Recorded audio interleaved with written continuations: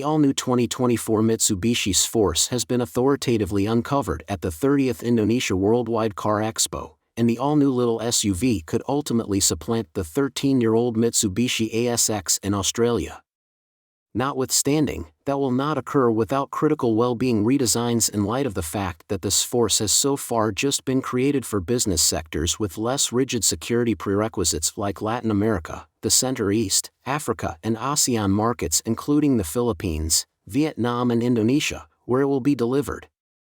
In view of the Mitsubishi Xfce idea that appeared last October, the 2024 Mitsubishi Xforce is an all-new front-wheel drive conservative SUV fueled by a 4-chamber petroleum motor like Mitsubishi Australia's ongoing ASX, which previously sent off here with petroleum, diesel and both front and all-wheel drivetrains in 2010, preceding rapidly turning into the country's top-selling little SUV.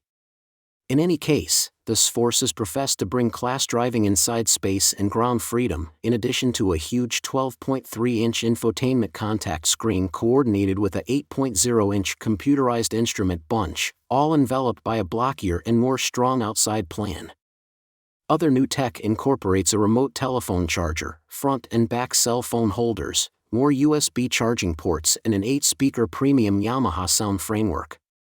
Under the cap, all models will accompany a less strong 77 kilowatts per 141 Nm 1.5-liter 4-chamber petroleum motor joined with a CVT program transmission, which Mitsubishi says has been tuned for refinement and proficiency, driving just the front wheels. In any case, there are 4 driving modes including rock, mud and wet settings, in addition to 18-inch composite wheels, a tight 10.4 turning circle and a liberal 222 mm of ground freedom.